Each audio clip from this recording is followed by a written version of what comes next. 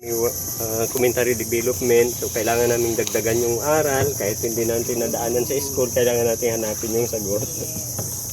So, the clouds rain to the other place, water go to the sea again, evaporation again. Now we call it water cycle.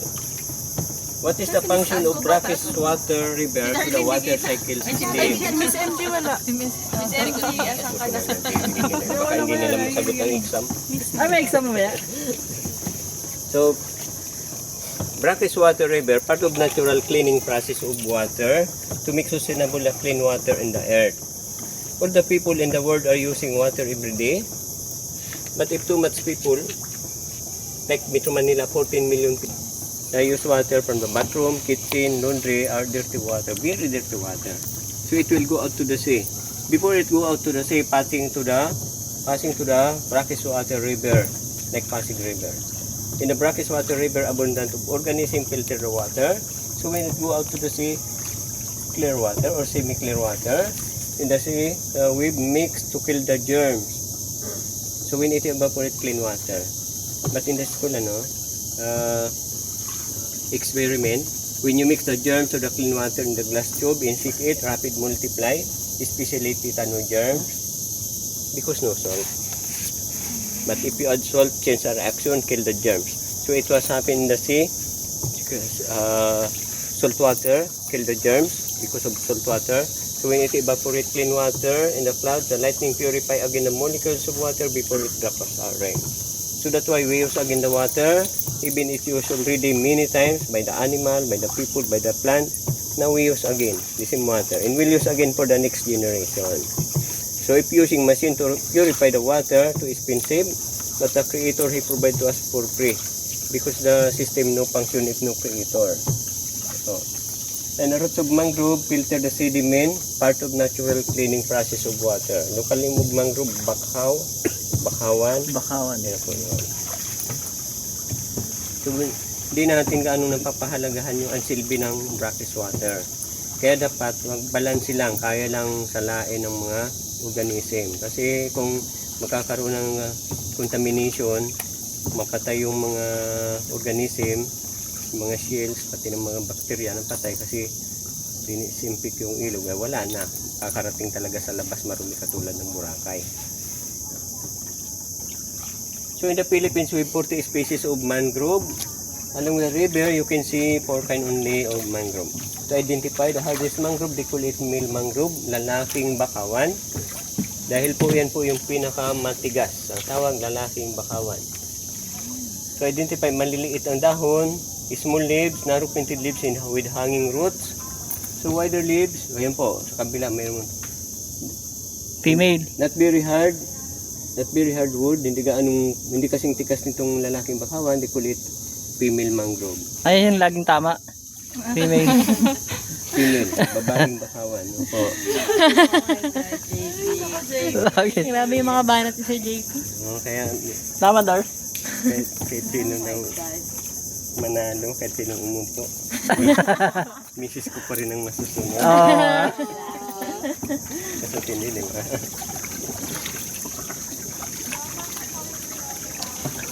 Ano pa yung dalawang kulang ko ya? Di ba 4 na klase? Mamaya na pa po Wala. kasi nagkataon wala dito. Okay.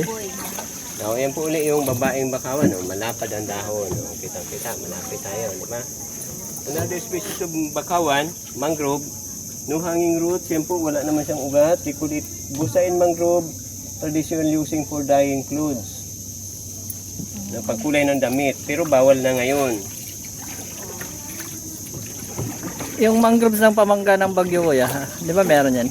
Ngayon, nag-iba na po yung takbo eh. Kung katamtaman yung bagyo, kaya lang i-absorb ng mangrove. Pero pag malakas, hindi. Kaya na, tabig mangrove, yan na po pang-apat natin. Wag nang tumingin sa baba niyan, sa taas-taas ng banda. Nag-iba kasing hugis ng baba niyan. Yan po yung tabigi mangrove, scientific name Xylocarpus granatum.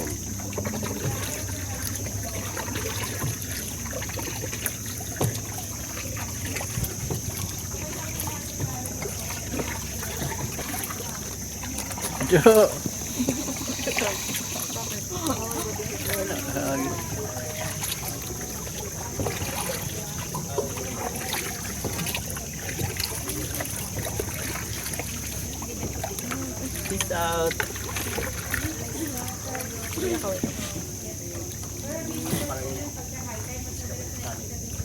Kota ila. Kota na. Screen time. So upland area no mangrove, it's a land forest, different kind of trees and different kind of plant. Ready to see mangrove snake there at the front. Follow the pointer, there is a snake. Kikita niyo po yung pointer natin, green pointer. There is a snake. Asan? Yan, ituro niyo po, yan, sir. Lampas na, lampas na. Hindi niyo nakita. Yan po. Oh! May venom or wala? So no poison but with venom. No poison but with venom. So what is different poisonous versus venomous? The snake edible to the monitor lizard, no poison because edible to the monitor lizard. But if bite with venom, so venomous only, not poisonous. Venom intravenous, poison through mouth. Yun lang pang pagkakaiba. Hindi siya nakakapatay pag kinain siya. Pag siya kinagat. Pero pag siya nakakagat, may kamandag siya. Pero mild venom lang po. Actually, local name ng binturan. The meaning is mild venom. Bin is venom, turan is to go away. Ano po yung sa Tagalog? Turan is para tumakbo, di ba? Oh. Para tumakbo. Binturan. Oh. Mas maganda sa Tagalog eh. May banat ka doon, sir. So scientific name niya, Buiga locugaster. Buiga locugaster. It's family of Buiga. Yung mga sea snake at saka yung mud snake, yung mga magkakamag-anak, family of Buiga. Iba-iba nga lang yung kulay. Iba putla, ang iba ay bright katulad niyan. So, rock pile, it's a limestone rock connected to the mountain of underground river. It's a natural habitat of sea otter. Tirahan po ng mga sea otter, maraming sea otter dito.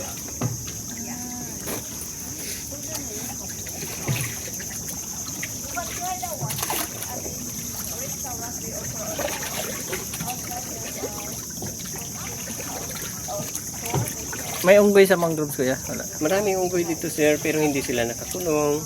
Kaya kung minsan katulad ngayon, baka doon sila sa gitna. Madalas naman pupunta sila dito. Iba-ibang lugar, iba-ibang oras. Hindi naman madalas yung iba nagtutour. Pero pag hapon na sir, mga alas 2 doon na yan sa palibot ng aming, sa likodan ng aming staff house, sa mga puno na yon, at sa likodan ng fruit chicken. Kasi kumakain na sila ng mga tira-tirang buko, tirang pagkain. Totoong unggoy po yun sir. Pero mamaya may makikita rin kayong unggoy sa malapit sa underground river. Opo, doon kasi nakapirmi lang doon yung mga unggoy, hindi katulad nito napakalawa. Yung mga unggoy dito at saka unggoy doon ay magkakamukha lang po.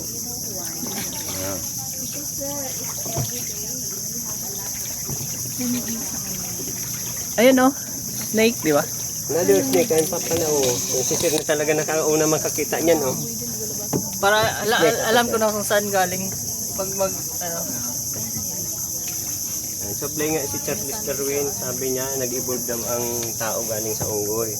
Pero ang unggoy po ay magkakamukha, ang tao hindi. So, then dapat nag-iba-ibang mukha na sana yung mga unggoy. Pangalawa, hanggang sa ngayon, yung unggoy pa rin. Wala naman unggoy ng anak ng tao, hawig man lang sa tao, wala po. Kapatayin nila yung kung magkaroon ng ganun, di ba? Saka lifespan of monkey 30 years lang. Imposibleng mag-evolve na mas mahabang buhay tulad ng tao. Namatay si Charles Darwin, April 19, 1882, wala pang laboratorio noon. Ngayon marami na pong patunay, scientific study result, we are genetically inheritance. We are not product of evolution. Tsuri pa rin, yung sabi pakita yung tsuri, mga buto kung ano-ano, ngipin kung ano, tsuri pa rin, hindi po. Salungat siya sa totoong science. Isa lang po kayo, prangka lang tayo. Plant in the tree that is Uklippern traditional medicine for the tribe. Kasi wala kami magawa, pinaseminar kami ng commentary development. ay ganun kasama sa ano. Hindi, kailangan namin mag-aral talaga ng actual. Mag-masid, mag-obserba, hindi kami dapat nakadepende doon sa sinabi lang. Tugtog. Ano pang species meron dito, kuya? So yung yellow mangrove,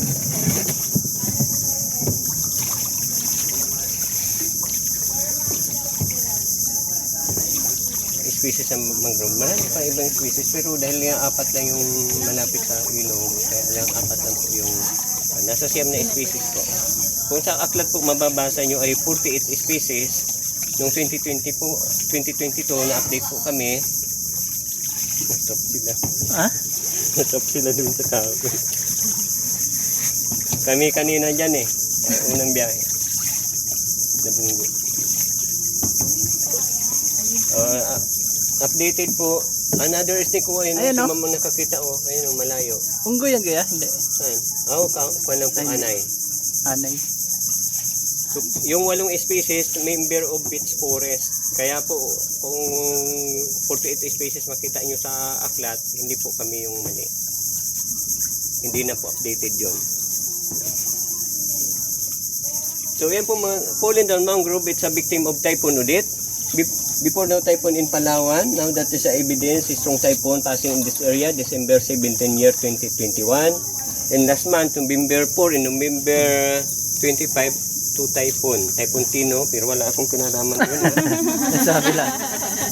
May way sa'yo. Ano, Typhoon Berbina. In this coming Wednesday, Wilma. Dadaan sa Palawan. Why? According to the analysis, forest absorber of carbon, but Palawan clean air, no carbon. Now you can see white color in the bark of the tree. We call it lichens. That is the indicator, the area clean air. No carbon, no pollution. But other place like Metro Manila, too much engine, other country also, too much engine. The engine produces smoke, carbon. So natural process of the atmosphere again to make sustainable the clean air in the earth, bring the carbon to the grass area, to the forest area, because forest absorber of carbon. But like this carbon, bring it to the sea, mix to the water, create typhoon, then bring it to the forest, because forest absorber of carbon. So more big amount of excess carbon, it will develop more big typhoon, it will divert to more forest land, like Mindanao and Palawan. So asahan, so that's why now we call it climate change, because it will divert to other place. At iyan po yung Palawan ang tinatarget nga ng mga bagyo, kasi ito na lang yung magubat. Sa ibang lugar kasi na ubos na nila yung puno. Kulang na, hindi na sapat.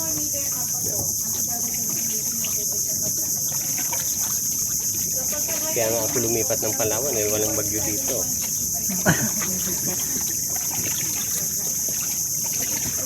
Totoo, Jo. Jo, totoo. Ngayon, dito na ang binabagyo. So yan na po, it's a fallen down mangrove. During typhoon audit, 50% fallen down plus 22% filled but remain stand up to turn near to the mountain. Full damage 72%. Ano, maganda pa rin ba? Yung maganda pa rin po ba ang lugar? So imagine how it's beautiful before the typhoon. People in Sabang, they are honest. When the government declare not allowed to use mangrove, nobody use mangrove.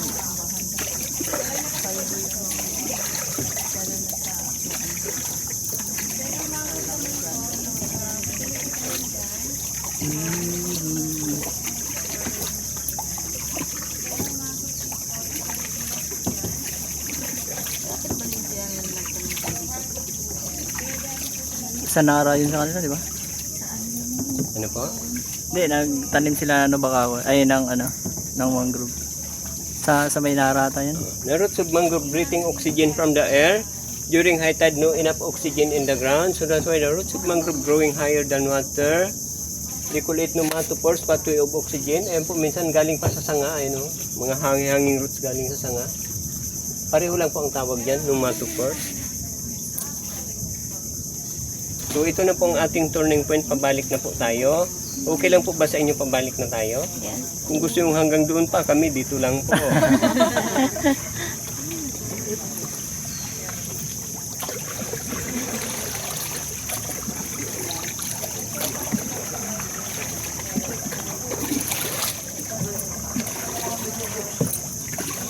Baka may makita ka unggoy, kuya.